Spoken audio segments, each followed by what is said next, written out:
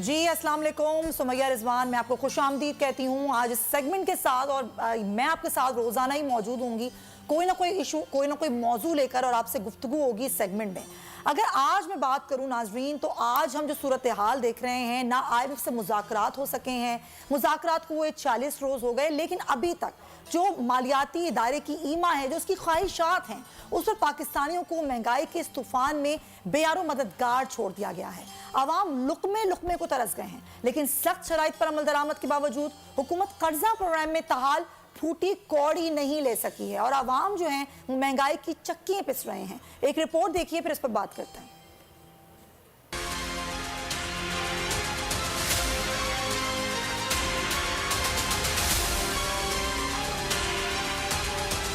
IMF से मुआहदे का 40वां दिन, हुकूमत को $1.1 अरब ना मिले, लेकिन आवाम के नसीब में भूख, अफलास, गुर्बत दुगनी हो गई।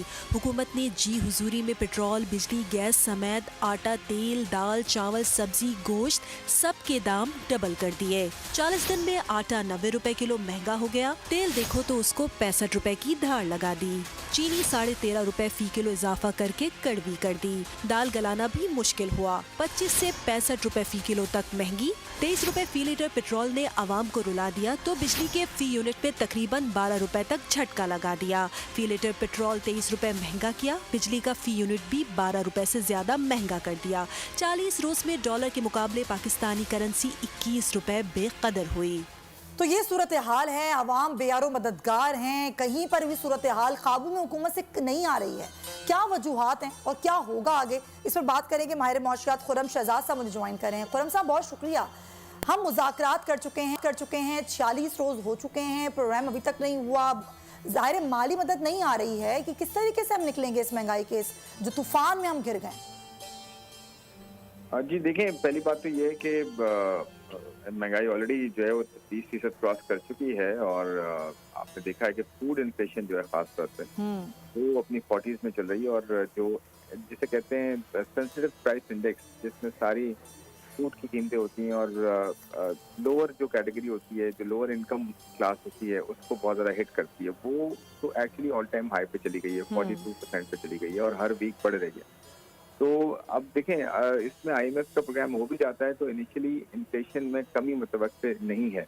उसकी वजह यह है कि करेंसी जो है वो कंटिन्यू करेगी जो है अपनी अपनी कदर में कमी होना, और उसकी वजह से हमारे पास, क्योंकि इम्पोर्ट जो है अभी भी रुकी हुई हैं, उस तरह से नहीं खुली जिस तरह से खुलनी चाहिए, या एक नॉर्मल इकोनॉमी जिस तरह से काम करती है उस तरह से होती है। तो मुझे लगता है कि महंगाई की शरह में कमी मुतवक्किल नहीं है at least in the next 6 month. और ये पेट्रोल की कीमतें और ये सारी कीमतें मुझे लगता है कि बढ़ती रहेंगी अनटिल अनलेस ऑयल प्राइसेस मजीद नीचे आ जाए और उसका एक जो है वो बेनिफिट जो है वो पास ऑन किया जाए। लेकिन खुर्रम साहब फिलहाल तो ऐसा लग नहीं रहा, जिस तरह आपने खुद कहा कि 6 से 7 महीने लगेंगे। IMF की हम तकरीबन तमाम शराइत पूरी करती हैं, फिर भी IMF का प्रोग्राम नहीं हो रहा बहाल। तो क्या आपको लग रहा है कि हुकूमत तमाम शराइत पूरी करके भी कोई रिलीफ आवाम को दे पाएगी? देखिए, मुझे लगता नहीं है इस तरह से, क्योंकि IMF के प्रोग्राम में जाने का एक और इशू ये है अभी जो कि गवर्नमेंट फेस कर रही है, वो ये कि IMF भी गवर्नमेंट ऑफ पाकिस्तान से ये पूछता है कि जी आप अपना प्लान बताएं कि आप जून तक $7 अरब की जो रीपेमेंट आपने करनी है कर्जों की अदायगी, वो कैसे करेंगे, जो बैरूनी कर्ज जाते हैं।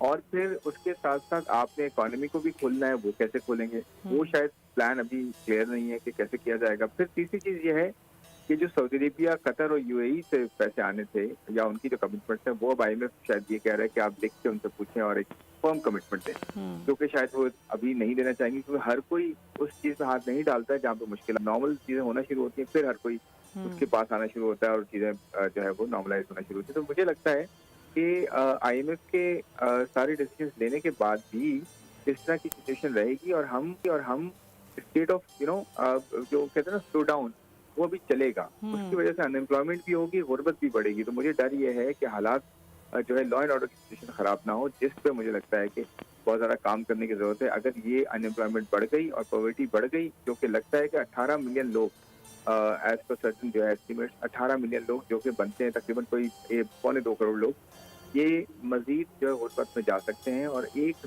से 2 मिलियन जो है अनएम्प्लॉयमेंट बेरोजगारी से कहते हैं अनएम्प्लॉयमेंट क्रिएट हो सकती है। तो ये लॉ एंड ऑर्डर पे जो है वो बहुत बड़ा मसला हो सकता है, तो इस वक्त पाकिस्तान अपनी टॉप पीक के चैलेंजेस पे है।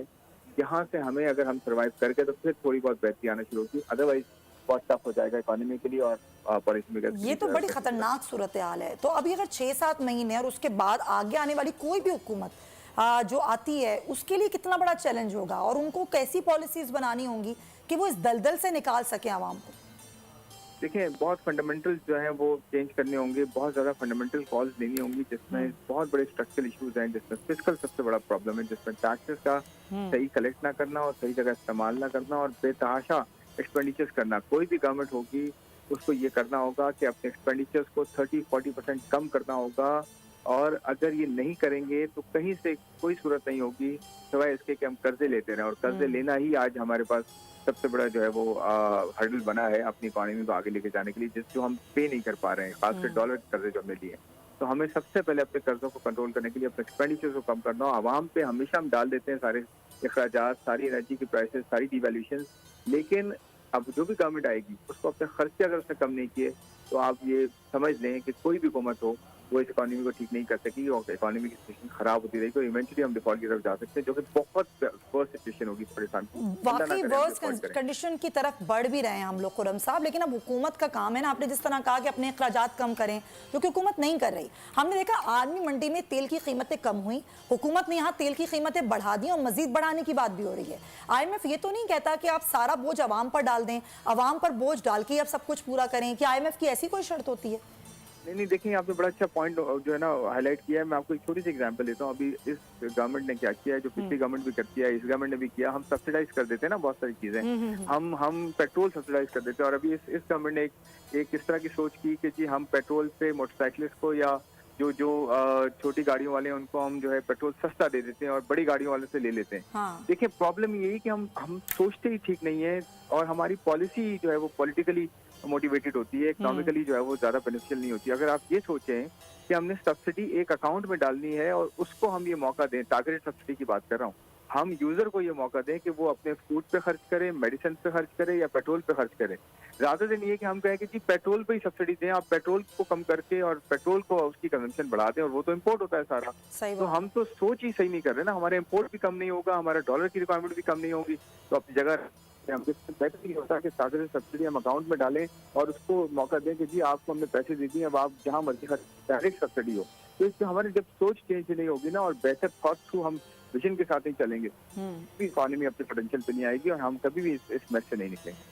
अच्छा, ये तो बड़ी अच्छी बात है। ये पॉलिसीज और ये बातें हुकूमत करती है, लेकिन हम देखते हैं कोई भी हुकूमत इस पर जो है वो इम्प्लीमेंट उस तरह नहीं करती, इसे प्रैक्टिकली इम्प्लीमेंट कहते हैं। अभी जिस तरह आपने जिक्र किया कि 40% पर फूड इन्फ्लेशन है और ये 50% पर जाने का इम्कान है, तो जिस सूरत हाल तो ख़राबी की तरफ ही जा रही है ना खुर्रम शहजाद साहब। अब इसमें हमारे मुज़ाकरात भी होते हैं, हम कामयाब भी नहीं हो पाते, जो हमारे दोस्त ममालिक हैं वो भी हमें कर्जा नहीं दे रहे, तो हम किस तरीके से इस सूरत हाल से निकलें? और डीवैल्यूएशन जो हमारे रुपए की हो रही है, क्या इसमें कुछ बेहतरी आने का इम्कान है? देखिए, सबसे पहली जो चीज़ है, सबसे पहली इस वक्त हम अपने क्राइसिस के पीक पे पहुंचे हुए हैं। सबसे पहली चीज़ ये होनी चाहिए, सब सारा हमारा फोकस ये होना चाहिए, चाहे प्राइम मिनिस्टर हो, फाइनेंस मिनिस्टर हो, कैबिनेट हो पूरी, ये जो है मोटिव हो कि अभी जो है हमें IMF प्रोग्राम में जाना है। IMF को चाहे हम डिप्लोमेसी के थ्रू उसको हम वो करें, क्या कहते हैं, कन्विंस करें, अपने फ्रेंड्स के थ्रू करें, चाइना के थ्रू करें, सऊदी अरब के थ्रू करें, एक मतलब IMF आ जाएगा ना, तो दूसरी जो फंडिंग होगी आपकी, यानी कि वर्ल्ड बैंक से, ADB से और IDB से दूसरी फंडिंग होती है, वो आहिस्ता खुलना शुरू होंगी।